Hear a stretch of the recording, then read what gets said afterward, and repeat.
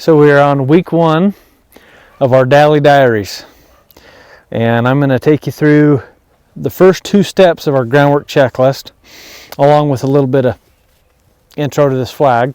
First thing I want to do here is just check out my flag. I don't want her to be scared to death of this, and she can get a little bothered at times, but today she seems okay with it. But I'll just be out here, way out here ahead of me like this, and make sure it ain't gonna bother her. Then I'm gonna come in here on the side and just kind of jump up in there. You see how she flinches just a little bit. I'm not gonna sit and dwell on any of these pieces. I'm gonna just jump in, jump out. I'll come check out this side over here. You see there's some little flinches there. You see her ears. I always start with her back when I'm getting them used to a flag, and I go down. Start at the back and go down. Now when I want to work on these first 2 steps, clearing the front and centered circles, I'm going to try to start with the foot that's going to be easiest for the mule to figure this out. So you see, as we're standing here, her left front foot is more forward than the right by quite a lot. Well, that tells me it's going to be easiest for me to ask this mule to go to her left, which is my right. Now watch my lead rope as I give her this signal here. I'm just going to give her a little point here with my arm. Now see, she's not sure what this means. That's just because she's not broke lead. I'm not going to pull her. I'm going to come in here with my flag, and I'm going to start walking the way I pointed. And then she moves. And I'll stop her there.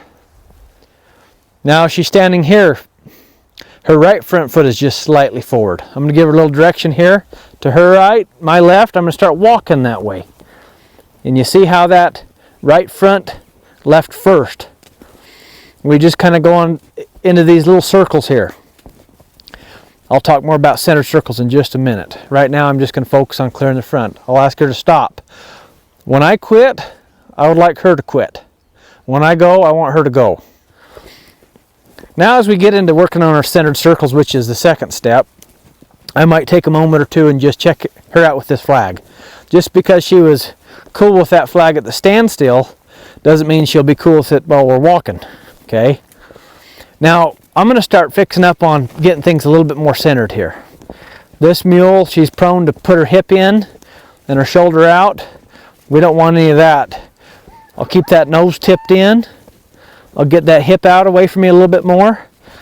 And I'm in no hurry. Notice my feet as I'm walking here. See how I'm just walking forward. I'm not in any kind of hurry. And you don't have to do 30 circles or 100 circles. Just do a few and then maybe stop and leave her alone.